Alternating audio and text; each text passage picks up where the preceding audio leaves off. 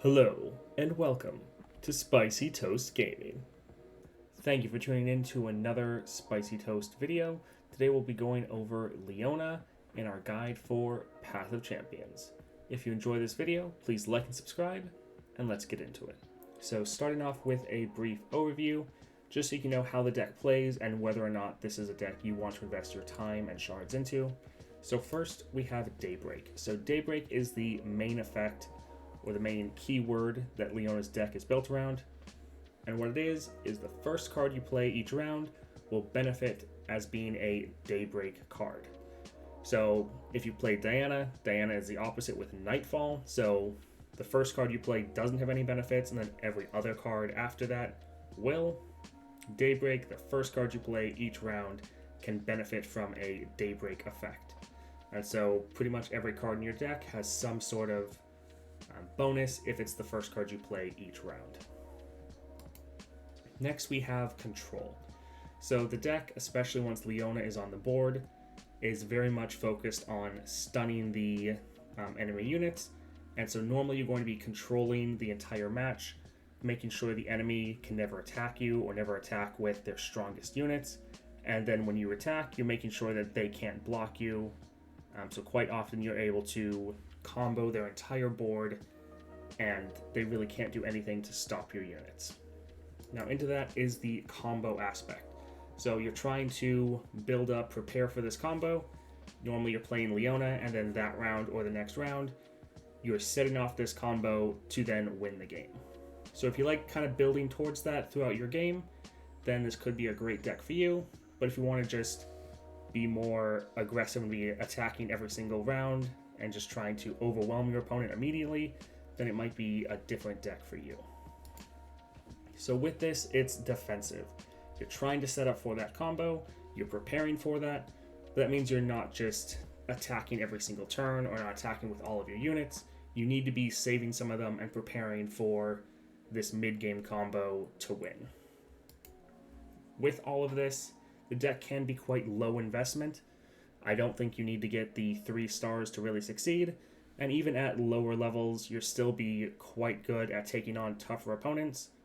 So you can actually level up Leona quite quickly because you can go into tougher fights and know that you have a good chance of winning as long as you focus and lean into your more control and combo aspects of the deck. And lastly is removal. So Leona has several good challenger units, as well as a very powerful removal spell. And so you can normally take enemy threats off the board, such as like Zoe. You can keep her from leveling up by getting rid of her. And so it's very nice to have when some decks really lack any way to get rid of a key threat. So this is just a brief overview. We'll go in game now and further explain what we touched on here. In game now with Leona, we have her at level 22 and 3 stars. She is a 5-cost champion and starts out as a 3/5. She has Challenger and Daybreak, stun the strongest enemy. And then she levels up. You've activated Daybreak 4+ times. So normally she's going to come on the board leveled up since she is relatively expensive. And since you've had a couple rounds, normally she is the final trigger for leveling up. So once she levels up, she goes to a 4/6, and now Daybreak, or when you activate another Daybreak, stun the strongest enemy and give me barrier this round. So very strong. She can be on the board. You can activate a Daybreak effect, and then she's going to stun an enemy, and she can get barrier. With Challenger, that's a very nice combo for being able to take out enemy threats and not have to take damage yourself. Her champion spell is 3-cost slow, Morning Light, give allies 1/1 this round, activate an ally's Daybreak effect. So, very good. You don't actually have to play the first card to get that Daybreak effect every time. With this, you can pick a unit and activate their effect, which then, if Leona is leveled up, will stun the strongest enemy. So, very good.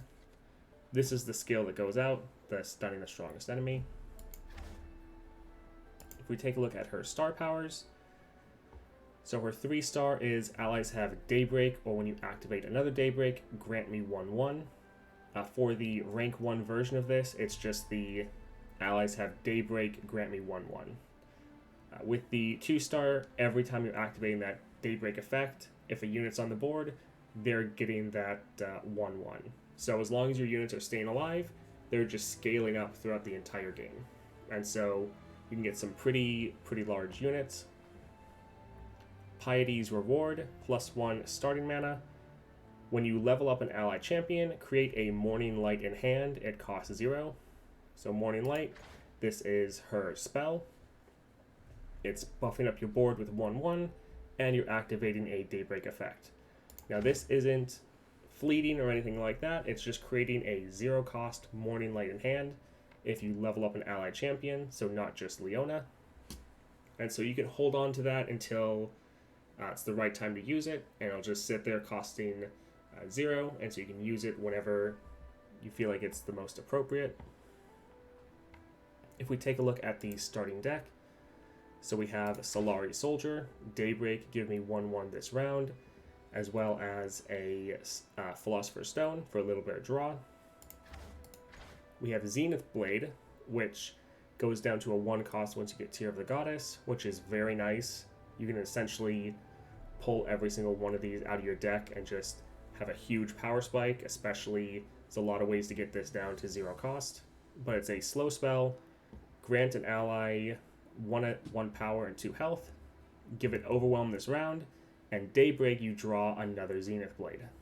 So if you have a certain card on the board that we'll talk about that makes it Daybreak, every card you play benefits from Daybreak, you can just draw these until you run out of them. So it's not an infinite loop, but if you have a lot of copies of these in your deck, you can just draw them all at one time, potentially play them at the same time, and buff up a unit and just destroy the enemy. We have Solari Shieldbearer. So 2 cost, Daybreak, give me 4 health this round with Challenger. So this is one of the good Challenger units that you can play and take out a threat pretty early with a large amount of bonus health with that Daybreak effect. It is temporary for the round. With all these cards, do bear in mind that the give keyword, this means that it's just for the round, whereas grant means it's permanent. So for a lot of these, like the Soldier, it's also temporary buff. Solari Sunhawk, Daybreak, stun the strongest enemy. This is very strong.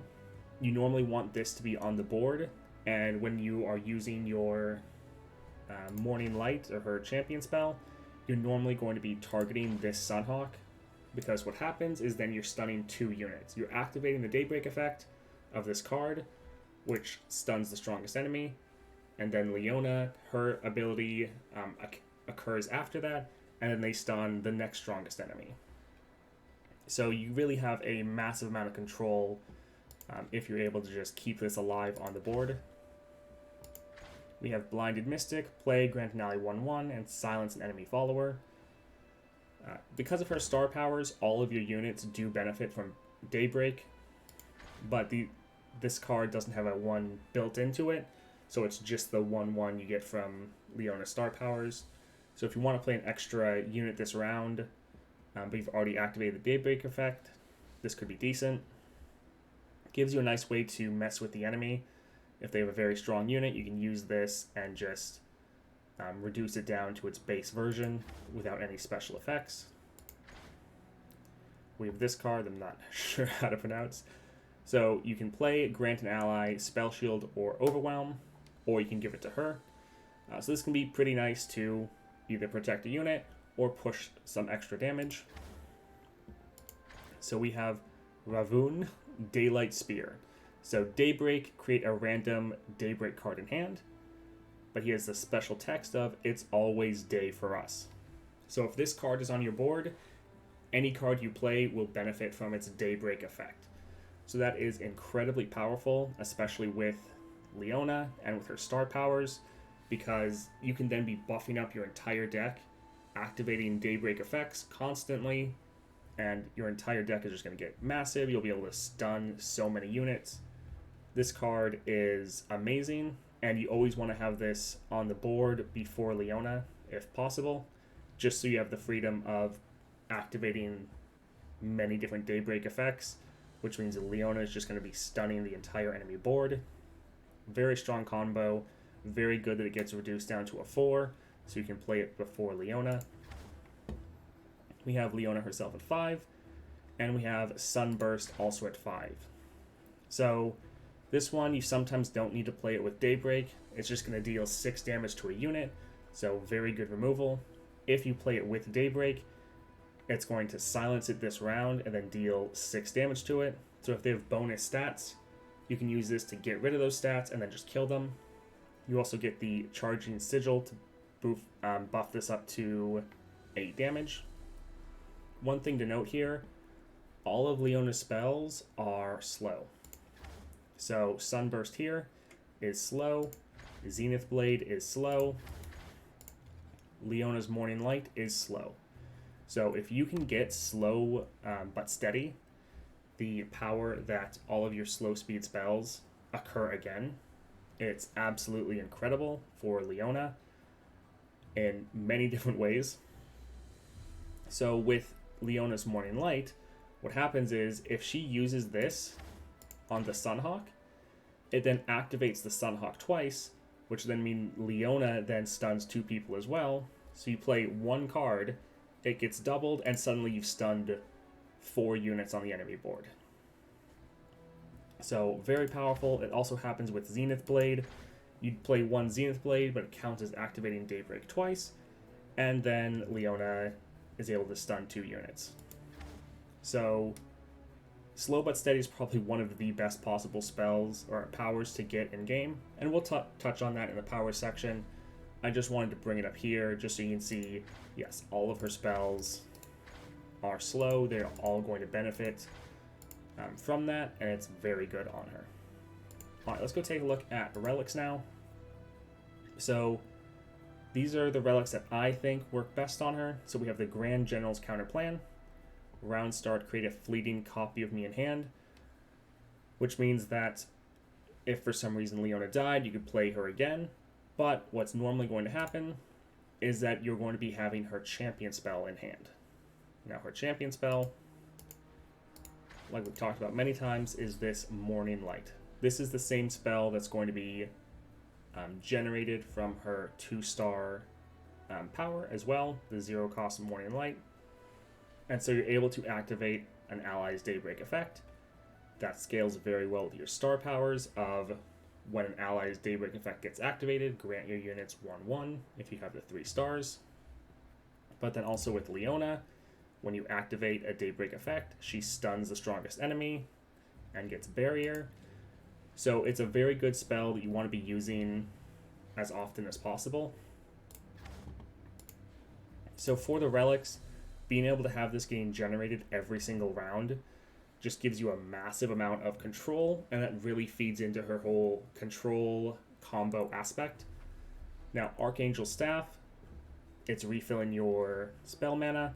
The spell that the General's Counterplan is generating costs 3 spell mana, so this just fits perfectly together. I will say that you could go for the Deceiver's Crest. When I level up, create a copy of my champion spell in hand. It costs 0 this round. This is essentially the same thing that her 2-star power does, except for the Deceiver's Crest, it's only 0 for this round. But it is something you could go for. I think the counter plan is better because it's making it every single round, not just the round you level up. If you wanted, you could also go for the Berserker's Buckle. Now, Leona does have Challenger, so she's able to pick what units she could challenge and attack, and then she knows she's going to survive. She'll buff up with the Berserker's Buckle. So if you want a big, strong Leona, it's one way to go. Also, Tempest Blade, when I level up, stun all enemies. You normally can level her up when you play her. If you're wanting to do that, you can, One issue is she's already going to be stunning someone when you play her, so it's somewhat diminishing returns. You're not going to get as big of a benefit, but it is something to bear in mind. If you have a common slot, Banshee's Veil is not bad, as Leona is your real powerhouse or win condition for being able to stun the entire enemy board consistently. Now, it's not as important on her, but if you have a relic slot, this can be pretty good. Lost Chapter, you have some good spells that can really go well with Leona, so filling up your spell mana is not bad. Quick Attack, she has Challenger. Quick Attack Challenger is always very, very good. If you're not level 20 yet, the Chameleon's Necklace is something you might want to go for. You want to be able to draw her and have her play her on turn 5. So just being sure you have enough copies that you're going to get her before then is definitely something nice you can do. And then a Z-Drive prototype, also not bad if you're really wanting to get the right powers like Slow But Steady or something like that. So that's what I would choose for common relics. And in general, I think the Grand General's Counterplan and Archangel's Staff is probably the best way to go, unless you really don't like a combo playstyle, but then Leona's probably not the best choice. So this was it for the in-game section. I know it was a lot of information. Definitely check out my Galio playthrough that I'll post tomorrow. It'll be probably very educational to actually see all of this working in action, how the combo actually works. But let's go take a look at what in-game powers now you want to get while you're in an adventure with Leona. Taking a look at powers now, we're going to start off with just some common ones. So Endurance, when an ally survives damage, grant it 1/1. You do have some pretty strong units, and so they're normally going to be able to take a hit or two, so letting them get a bit stronger when that happens, very nice. You want to keep your units on the board. Generally, you want to not lose any of them in a game, normally. So giving them a bit more way to buff up, definitely nice. Crush, allies have Overwhelm. Again, you're having these big units, you want their damage to actually fully go through and not just get blocked out, so Overwhelm is nice to have. And then Dragon's Rage. When you summon an ally granted Fury, it is a dragon. Again, you're having pretty strong units, giving them more ways to scale up and survive throughout the entire match. Definitely nice to have. On to some rare powers now. So we have Domination, Round Start, Rally. Rally, always a very strong power, but with Leona, you often are wanting to be using your stronger units to attack the enemy, especially with your challenger units. So being able to do that every single round, especially once you have Leona on the board, can be quite nice. So hold it, round start, stun the strongest enemy. That fits in with your defensive playstyle and wanting to stun the whole enemy board. So it just helps you accomplish that a bit easier every round. And then Slow But Steady, like we talked about in the in-game, talking about her deck. All of her spells are slow. Being able to double all of them is quite nice, and it can really scale pretty crazy with Leona, as you can play one spell on a specific unit that we touched on, and because of that you can stun 4 enemy units. It's really crazy, very strong. Definitely get this if you see it with Leona. And to finish off the powers, we have Spellslinger, your spells cost 1 less, and Sorcery, round start, refill your spell mana. So, like I said, Leona had a lot of very good spells. Being able to play those whenever you wanted, very nice to have. Your spells cost 1 less is especially good since your Zenith Blade gets reduced down to a 1 cost anyways, so that this makes it free, meaning you can just play them back to back and really buff up and overwhelm your opponent in a single round. So very nice to have. Sorcery, also very nice. You're often going to be getting Archangel Staff on Leona anyways, but that's not going to happen until you play her at 5 mana. So having it for those early rounds can be quite helpful. Alright, that was it for in-game powers I wanted to touch on. Let's go take a look at support champions. Alright, support champions for Leona. Now for Leona, it's pretty straightforward. She doesn't really have any major weaknesses that need to be compensated for. For her, you just want to focus on her main game plan and just make that even better. So we have stuns. Stuns are what you're wanting to benefit off of. So any champion that'll either help you get more stuns or benefit from having a stunned enemy is definitely what you want to get. So first we have Yasuo. Yasuo helping you stun units, but then if he is on the board, he is going to be removing those stunned units. You'll be able to level him up insanely fast, and he'll just be able to wipe the entire board. If you can see him as a support champion, definitely grab him.